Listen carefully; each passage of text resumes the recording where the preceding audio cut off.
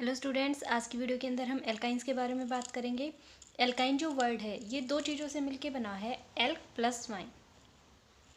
ठीक है, एल्क का मतलब क्या होता है? नंबर ऑफ कार्बन, जितने भी मेन चेन के अंदर कार्बन एटम प्रेजेंट है, नंबर ऑफ कार्बन एटम्स।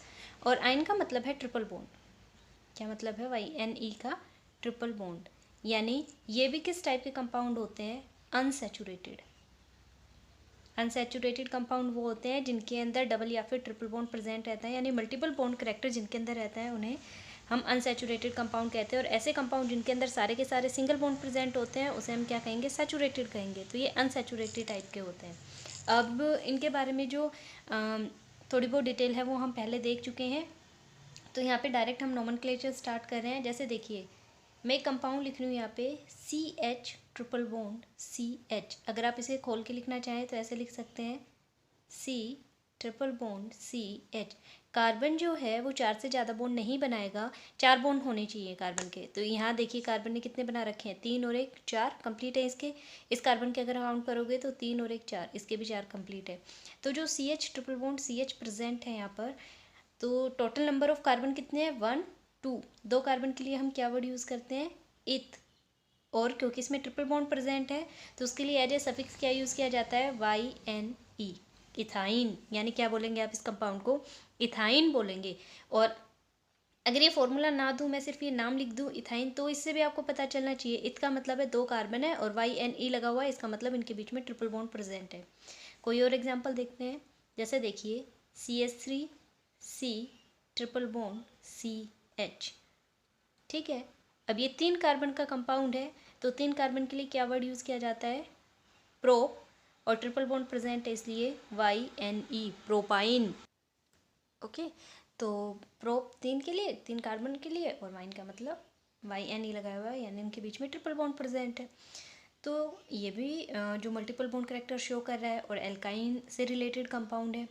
अगर इसके अलावा हम कोई और लेते हैं, जैसे CH3C ट्रिपल बॉन्ड CH3। अब ये कंपाउंड हो गया 4 कार्बन का।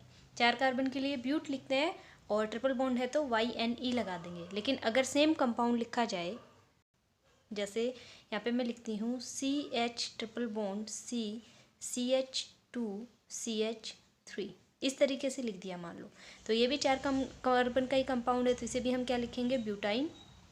तो ये कैसे पता चलेगा? 4 कार्बन का कंपाउंड है लेकिन जो ट्रिपल बॉन्ड है वो कौन कौन से कार्बन के बीच में प्रेजेंट है। यानी इस केस के अंदर जब हम स्टार्ट करेंगे नोमेनक्लेचर करना तो उस टाइम पे आपको नंबरिंग डालनी पड़ेगी। जैसे 1 2 3 4, यहाँ पे नंबरिंग डाल दी। अब 4 कार्बन के लिए क्या वर्ड यूज़ किया जाता है? ब्यूट। और कौन सी पोजीशन के ऊपर डबल बॉन्ड प्रेजेंट है? सेकंड पोजीशन के ऊपर डबल बॉन्ड प्रेजेंट है, तो ब्यूट 2 आइन।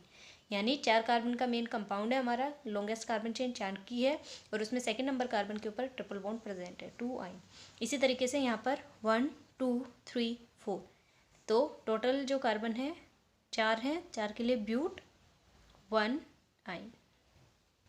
ठीक है, तो इस तरीके से करेंगे। अब देखिए इसमें एक चीज़ का ध्यान रखना पड़ेगा हमें, जहाँ भी ट्रिपल बॉन्ड आता है प्रीफ्रेंस उसी कार्बन को देंगे। यानी जब काउंटिंग आप डालना शुरू करेंगे, नंबर डालना शुरू करेंगे, तो हमेशा नंबर कहाँ से डालना स्टार्ट करेंगे? जहाँ से ट्रिपल बॉन्ड पहले आ रहा होगा वहाँ से डालना शुरू करेंगे।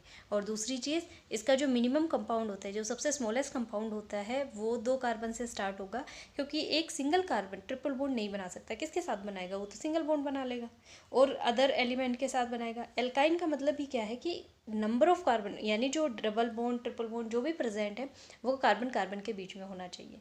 तो इसलिए 2 कार्बन से ही स्टार्ट होता है इसका जो कंपाउंड है और फिर ये बढ़ते चले जाएंगे। आई होप आपको समझ में आ रहा होगा, तो आप कर पाएंगे। जैसे और एग्जांपल ले लेते हैं, CH3C ट्रिपल बॉन्ड CH2CH3। यहाँ पे CH2 की जगह CH ही लिख देते हैं इस तरीके से। ओके, तो अब हम यहाँ पे नंबरिंग डालना शुरू करेंगे। जैसे 1 2 3 4 5। 4th नंबर कार्बन पे क्या प्रेजेंट है? मिथाइल। तो 4 methyl as a substituent present है ना। तो वैसे तो हम मिथ लिखते हैं, मीथेन लिखते हैं, लेकिन अब ये मेन चेन तो हमारी ये हो गई, तो ये तो सब्सिट्यूएंट की तरह प्रेजेंट है। तो 4 नंबर कार्बन के ऊपर मिथाइल ग्रुप प्रेजेंट है। और मेन चेन है 5 कार्बन की, 5 के लिए क्या वर्ड यूज़ करेंगे हम, पेंट, और सेकेंड पोजीशन के ऊपर क्या प्रेजेंट है, ट्रिपल बॉन्ड, तो 4 मिथाइल पेंट 2 आइन, इस तरीके से लिखा जाएगा। तो अब आपको कोई भी कंपाउंड दे दिया जाए, आप आराम से उसका नोमेनक्लेचर कर सकते हैं।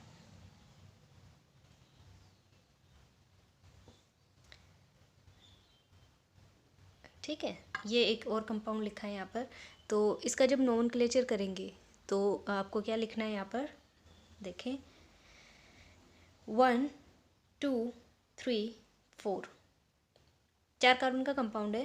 थर्ड नंबर कार्बन के ऊपर 2 बार CH3 ग्रुप प्रेजेंट है, तो आप लिखेंगे यहाँ पे 3 डाई मिथाइल, क्या लिखेंगे, 3 डाई मिथाइल, 4 कार्बन के लिए ब्यूट, और फर्स्ट पोजीशन के ऊपर ही क्या प्रेजेंट है, ट्रिपल बॉन्ड, तो ब्यूट 1 आइन, यानी 3 डाई मिथाइल ब्यूट 1 आइन। इसका जो नोमेनक्लेचर है IUPAC नोमेनक्लेचर, वो इस तरीके से दिया जाएगा। तो बहुत सारे एग्जाम्पल प्रेजेंट हैं जो आप सॉल्व कर सकते हैं। लॉन्गेस्ट कार्बन चेन सेलेक्ट करनी है, triple bond longest carbon chain के अंदर ही आए, इस चीज़ का भी ध्यान रखना है, और आप इसे कंटिन्यू इस तरीके से सॉल्व आउट कर सकते हैं। अगर प्रॉब्लम हो तो आप पूछ सकते हैं, इन्हें ट्राई करें, बुक में और भी एग्जाम्पल मिलेंगे आपको बहुत सारे, जितना करना चाहें कर सकते हैं, जिसमें दिक्कत हो वो पूछ सकते हैं।